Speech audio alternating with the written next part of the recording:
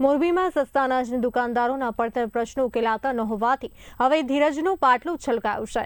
Morbi FPS association દ્વારા city મામલતદારને આવેદનપત્ર આપી સરકારને તાત્કાલિક નિરાકરણ લાવવાની માંગ ઉઠાવવામાં આવી છે।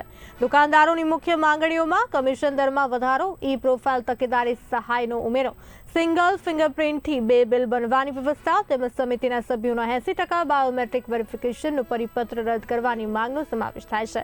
દુકાનદારોનું સ્પષ્ટ કહેવું છે કે જો માંગણીઓ સ્વીકારવામાં નહીં આવે તો તેઓ 1 નવેમ્બરથી વિતરણ પ્રક્રિયાથી સંપૂર્ણપણે અળગા રહેશે અને ગાંધી ચિંધ્યા માર્ગે આંદોલન પણ કરશે।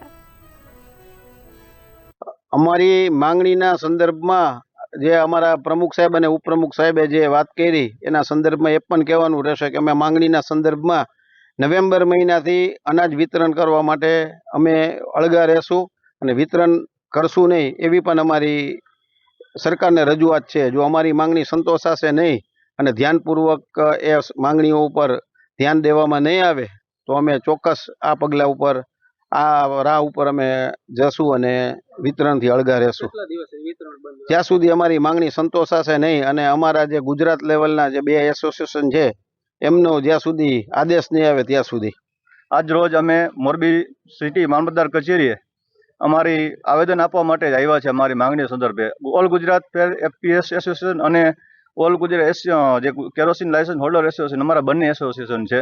એમણે ગુજરાત લેવલે પુરવઠા મંત્રીશ્રીને અને CMને આવેદનપત્ર આપ્યું છે। એ આવેદનપત્રને અમે અહીંયાથી ટેકો જાહેર કરીએ છીએ અને અમારી જે માંગણીઓ છે પડતર માંગણીઓ બહુ જૂની એ તરફી સરકાર ધ્યાન દેતી નથી। જે અમારી માંગણીઓમાં કમિશન વધારો છે, માલઘટ છે, હમણાં જ એક નવો તગલખી પરિપત્ર કર્યો છે જેનાથી દુકાનદાર અને ગ્રાહકો બંને હેરાન થવાના છે।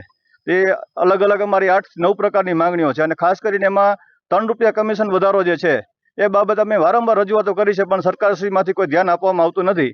એને અનુસંધાને અમે આજ બંને એસોસિએશનને ટેકો જાહેર કરીને આજરોજ સિટી મામલતદાર કચેરી આવેદન આપ્યું છે અને હવે પછી અમે જિલ્લા પુરવઠા અધિકારીશ્રીને પણ આવેદન આપવા જઈ રહ્યા છે।